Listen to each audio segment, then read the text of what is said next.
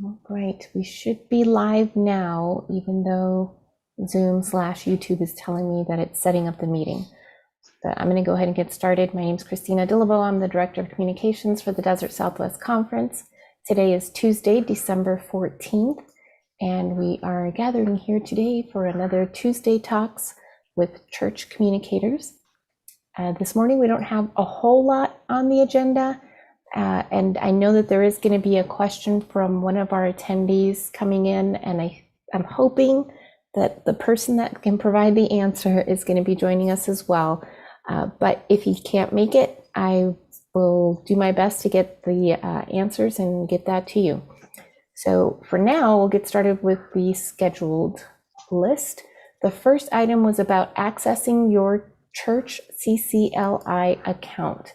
So even though I'm in charge of making sure that our group license discount is set up, one of the big questions I get often is all sorts of information, or no, let me rephrase that. So I often get questions about the specific church's account, like how to access it, or who do we have as the administrator, or how do I submit the music that we've been using, it's our turn, or when do we, all sorts of questions. And honestly, I mean, I don't really have any information about that, because all I do is I just need to make sure that the bill gets paid. I don't have access to any church's information other than I can provide your church's CCLI account number and license number. And now that we also have the streaming account for all the churches, I can provide that information as well. So I went to be able to help a church that was asking me about that somebody at the church started a free account and was trying to figure out, so with this free account, how can I access my church's account? I need to be able to look up the music and da-da-da. So I'm hoping that one of you guys here can say, well, here's how we did it. But if not, like I said, what I did is I went to the CCLI account, and they do have a help, like an online chat and an email address. Oh, yay, David Topping's joining too. So I submitted the question and explained, here's our group license number, and here's the specific church's account number and license number that's asking this question. What information can I provide to this church about how to access their CCLI account? So I haven't heard back from CCLI just yet, but when I do, I will be sure to include that information for that church, but also for anybody else that doesn't know how to access their CCLI account. Since David is here now, I'm hoping, David, you'll be able to share a little bit about how does it work out? Do you remember you guys probably already had your CCLI account all worked out. I don't know what to tell a church if they're trying to log into their account. Maybe this individual never has, or this church maybe never has. I provided their account number and license number, but I don't know anything else about how they can actually access it. That's a good question. Yeah, I don't know if they need to do like a password reset thing, and if the account number alone would get them in there, like if they have to know the email address that maybe is associated with the account. So my usual procedure is then to go to that site, look for what kind of password reset options they might have, short of actually like calling, for support. Because often they do give you some choices. Okay.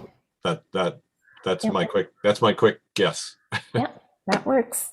Thank you. Let me see. The other item that the next item that I had is the Sunday after Christmas / New Year worship service. So I'm going to share my screen real quick. And here we go. I think, oh yeah, I was in the wrong one. I was just about to make sure that we had worship in the menu. But the quick shortcut for you guys is going to be to go to dscumc.org/worship. and that will bring you to the page where we have been loading worship resources for the local church to use. So this isn't necessarily worship like annual conference services that we're broadcasting. These are resources for you guys to be able to download and use at your church to give the pastor a break, or I don't know, whatever the situation may be. So these are previous services, and this is all about the service that is just about available right now. If you go to the Google Drive, you'll see all the pieces. And this morning I was just adding a couple more pieces, and I need to, for example, I need to add the latest version of the order of worship. It's not completely ready yet, but most of the pieces are there. If all you wanted to do was, we just want to have the bishop's sermon, we want to share that and plug in everything else, that's totally okay. There's no real rules here, other than to be sure if you're using any of the music pieces in there, it's the same as if your church provided the music. You've got to add in the CCLI information. And for that reason, I'm super grateful that David Topping is here to talk. Maybe you can provide a little bit of insight on this one. So there's some songs there was one song, for example, that we were going to include, which might still be in there, that was it's public domain. So when there's public domain songs, can we just write public domain, like the title of the song in public domain, period? Yes. Yes, indeed. If you're entirely confident that every bit about the song, both the original, the music, the lyrics, and or the arrangement or harmonization thereof are public domain. Because sometimes just one or two of those things are public domain and something else about the song is not, So, yes. yeah. I always have to answer with, it's complicated. Yeah, and I'm so glad you said that, because I forgot about that piece. And like I said, that I was told, oh, well, that one's public domain. Like, oh, okay. So I didn't worry about it, move on to next one. So thank you. And I'm hoping. Can you tell me which one that is? And maybe I'll offline do a real quick. It was the very first song, which is, and it was a different church providing it. Is it the Sing We Now of Christmas? It's the first Noel. Oh, the first Noel. Okay. Prelude. Yeah. And that was originally going to be from, I think it was Dayspring, but now it's a different one. It's from Shepherd of the Hills. Yeah, I see. So I just switched that out this morning. So I don't know anything about theirs yet, because I haven't even listened to it yet. Okay. So we'll see, but it is in the Google Drive. If you have some time, David, please, if you could take a look. I don't want to put the order of worship in there until we have all the copyright information correct. Right. Got it. And so that brings me to step 2 of this piece. So I will have the full worship as a single recording ready for you guys by Thursday this week. So I'm working on it now, but I noticed, so sometimes people did provide the CCLI song number. Does that change for each church? Should I leave that part blank? No, it's the same for each church. Yeah, the song number is constant. As long as they've given you the right song number, that's very helpful for everybody. That has to do with reporting and such, not when you put the copyright information in. Oh, So okay. you don't have to include the song. Putting the song number in is not a standard practice for acknowledgments, either printed or otherwise. Okay, so I'm gonna share my screen one more time to show you guys the order of worship as it is right now. Oh, do I not have it open? I do. So where is it? Maybe I need to select desktop. Okay, and then I'll do this one. There we go. You should see the, sorry, trying to turn off, there it is. Okay, so that's what it is right now. Let's see, that one of the ones way at the bottom. There it is. So like this one had it like this. The reason why I'm showing this part to you guys really is just that when we have this all ready to go, and this is going to be like word for word, everything that's in there. I may or may not include, I guess I might as well. I'll include the bishop's script in here as well. Because I know that there are some of our churches that what they do is they print out the whole service and mail it to their members. So this might be helpful. But please be sure to add in your church's CCLI number, your license number. I don't know that it makes sense to have it like this, or is it better to have all the songs at the end separate, David? I can't hear you. Unmute. I think 6 to 1, half dozen the other. You can, things are moving. It's kind of a moving target now. They used to have pretty prescribed things that they suggested. Sometimes like when you're doing lyric slides, they either want it on the first one or you put it on the last one. Some people might do one single copyright permissions things for an entire service. I think there's a little flexibility there as long as you're intentional about acknowledging it and including the information. I don't think it all has to be. We, in our bulletins at our church, our practice is to actually put it in tiny, in mice type, right under. It's in there though. If people want to zoom in on it and read it, they can, but we don't make it as big as the rest of the stuff because it's just there for, legal purposes. But we do it after every song, but I'm not saying that's the only way. Okay, thank you. And do you know if it would work out well? So if we provide the recording and maybe at the end of the video, we have all the songs and arranged by and da-da-da, and then maybe a note that says, find the CCLI or streaming number in the video description. That sounds like a good catch-all way of handling it. Because we've sometimes, I'll confess that on our online worship videos, which are available on our church's YouTube, that I have not copy pasted all the copyright information into the description, and I should be doing that. I give our CCLI license number and stuff, but that's not really good enough. I should be giving more. More is better. So then if we've got the video done like that and just say that the CCLI information will be in the description, that's what churches can do, is just copy out of the order of worship and paste that into the video description when they upload. I'd say that would be a good solution for this particular purpose. Perfect. I'm not a lawyer, so don't hold me to this being exactly kosher. But I think it's doing the right thing, and it's certainly accessible. It's right there, So I think it's good.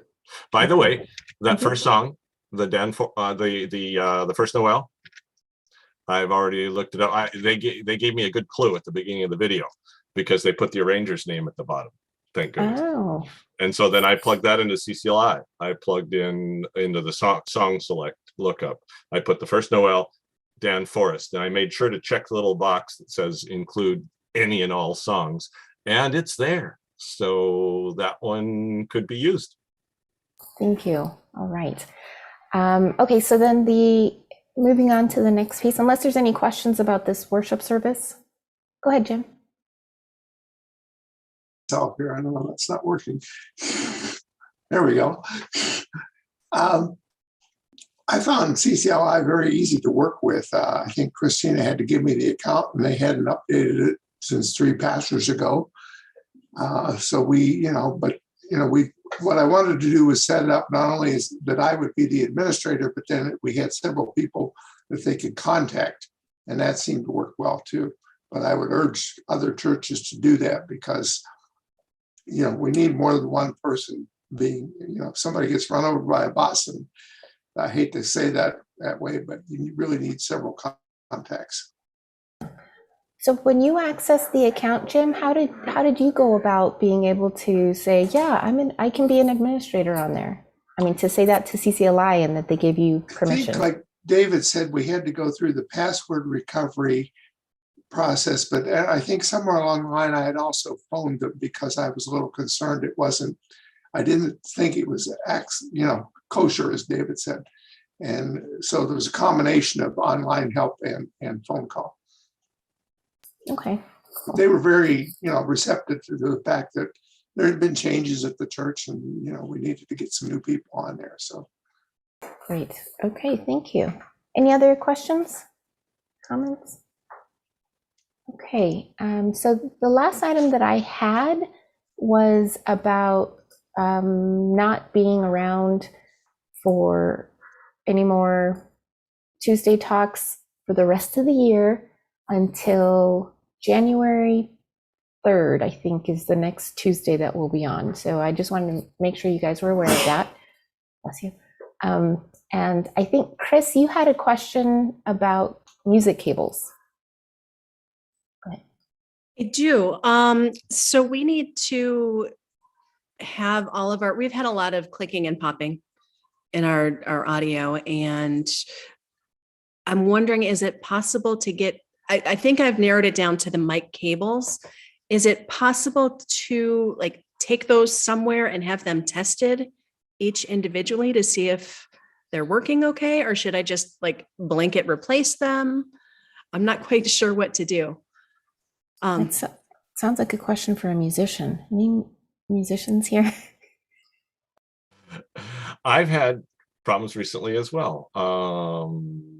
But ours turned out to be, do you know what a snake is in audio? Yeah, where they combine, that's how to get all of your inputs and outputs from point A to point B.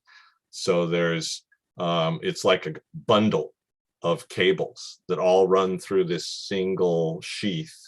But whereas a lot of churches have each individual cable run from the sound booth through perhaps some conduit or something to an individual location that are usually numbered, thank goodness. But in either case, apparently we had a channel, one of the numbered connections on our snake drum. I don't know if I'm using the right terms. That was flaky. Sometimes it worked, sometimes it didn't. And so we basically had to say, oh, we got like 30, 29 that work and one that doesn't. So we'll just put a little X over that one, and because we had excess capacity. And I was suspecting cables. So I was plugging in and until I finally said, wait, these three cables all seem to be bad, but it's all going into the same input. Maybe it's the input that's bad. So it's troubleshooting sound stuff is hard. It is. And we sort of did the opposite. So we did same cable, different ports. Yeah. And it's still having the same issues. But if you have other cables where you don't get any issues, see, then you could do your own testing, and that's tedious, but I think you might want to do that. Just get a newer cable or go buy a new cable. And I, the more you get what you pay for basically on cable. Sometimes the store brand, the generic ones might not be so good. Like you go to Guitar Center or something, and maybe the Guitar Center cables aren't ideal. I don't have real strong advice about that.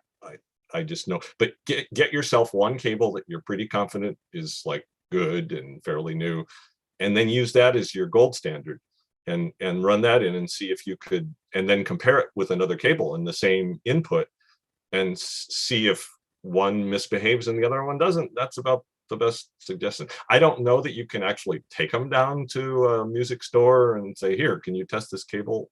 Maybe. I don't know. Okay. That's all I know.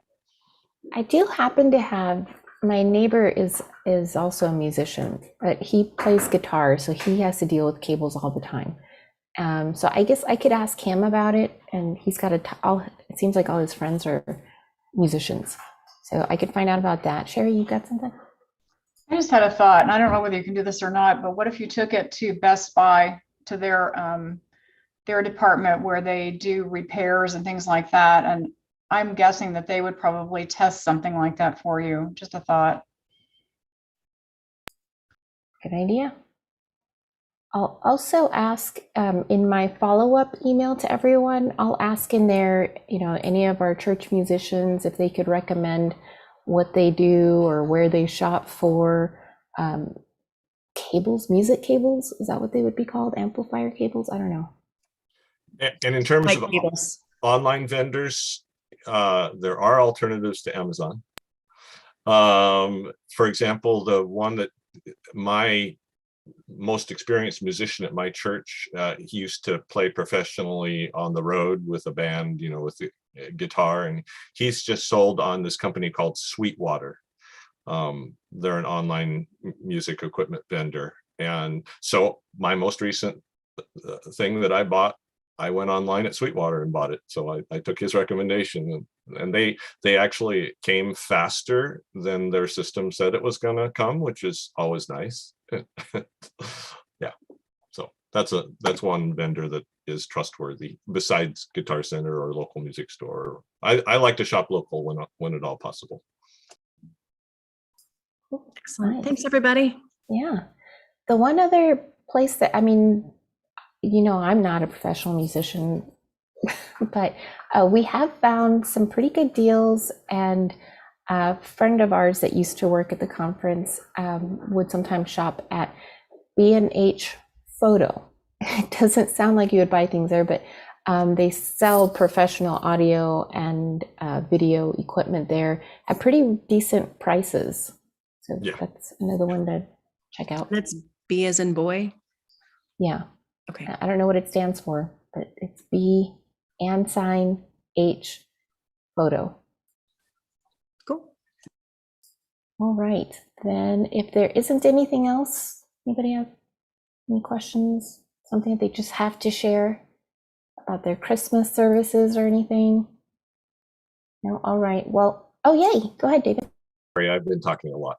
But I just have to share that I'm really excited about our Advent series, which is called Bethlehem House of Bread.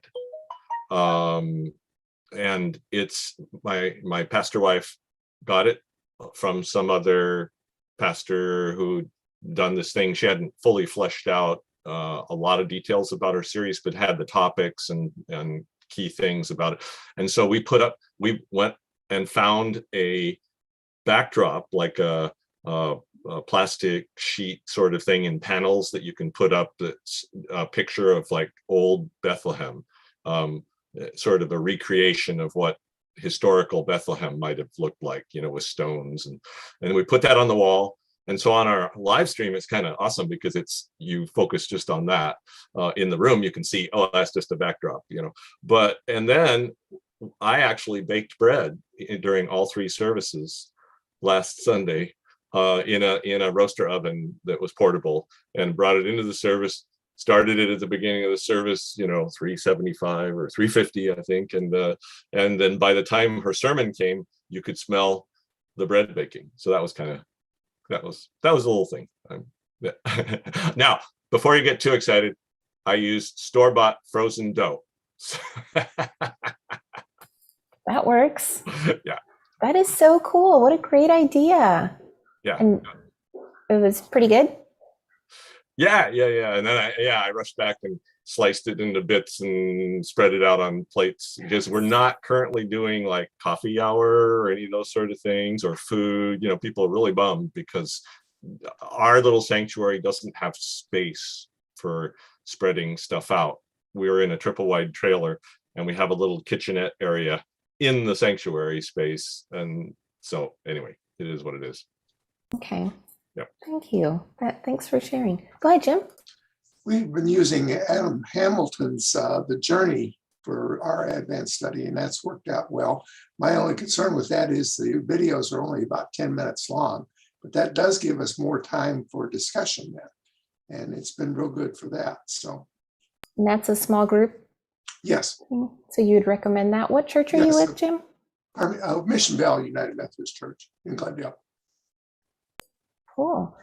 All right. Well, the only other thing that I can think of, it's just, I want to make sure that you guys did notice from the last newsletter that went out, there was an article about annual conference and what it's looking like right now.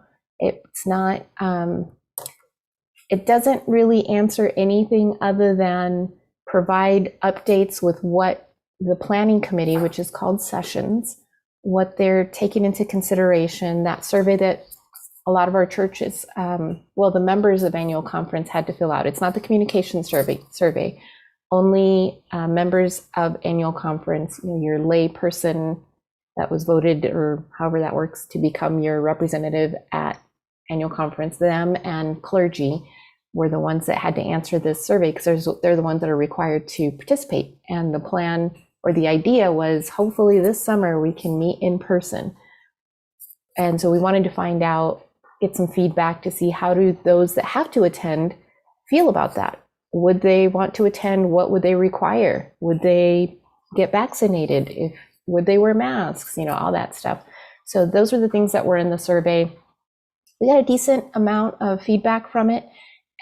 Sadly, it wasn't like a real clear winner that everybody said, yes, we all are comfortable meeting online. We'll do everything that needs to happen to make sure we're safe, or vice versa. Yes, we all rather stay online and do, there wasn't a clear, it was pretty close between either in person or a hybrid. And then online only wasn't too far behind though. So because it wasn't really clear like that, there still had to be more discussions. And then after that survey is when the latest variant information came out, and that it's in the United States as well. So I don't know if the survey results would be clear towards online only then, if we would have published it after the news of the variant came out. I don't know. And at this point, there isn't a discussion about doing another survey right now. We're in holiday season. So what we did find out though is, at annual conference, one of the values is that we try to model like best practices and provide ideas for the local church. And right now, like David said, if you're, well, he didn't say this part, but I was thinking it, that if your space is too small, there's only so much you can do. Because of COVID, we want to be safe. And really at the Mesa Convention Center, which is where we were contracted to meet at annual conference, if we were to meet in person, I don't know if anybody that's watching this was there before, you would know that the tables were pretty close together, and we even had people that had to walk around to monitor and see, hey, how are you guys doing here at this table, and and take notes on that. And so luckily, at least one of the people that was in charge of doing that is part of the sessions committee, the planning team. So she shared, she's like, yeah, the tables were really close. It was really hard to nudge in between them. And I know that we were at max capacity of how many people could sit at a round table, to be able to fit all the people that we needed, all the delegates, all the clergy, to fit everybody in there. We were at max capacity. We were completely full.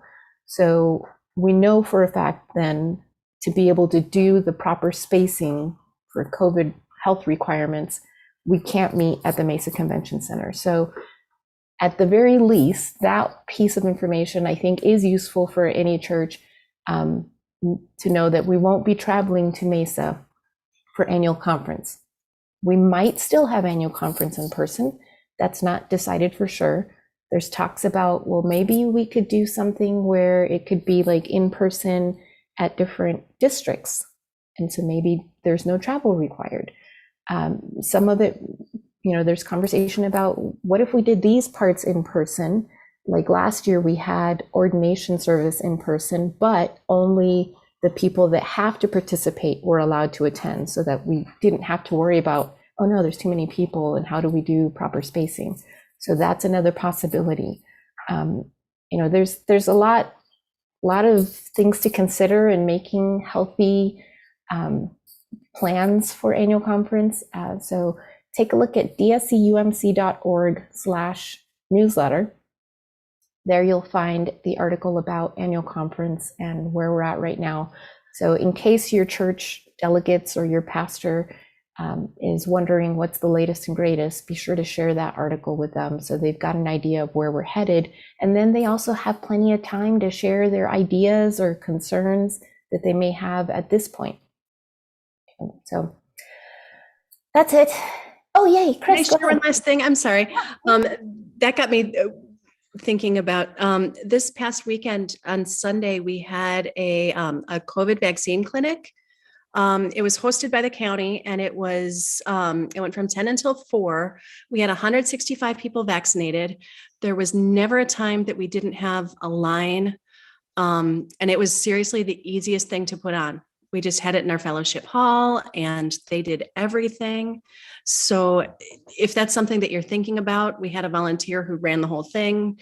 And she said it was honestly super easy. We just put out some signs and they directed a lot of people to us. But if it's something you're thinking about, get in touch with me and I can get you all the information. Nice. And Chris, what church are you from? I'm at Dayspring. Dayspring. Okay, thank you. So that's it, everyone. Thank you for that idea. Thank you for sharing what's going on at your church. I'll see you guys again next year. Yes, January 3rd. Hope you have a great Christmas and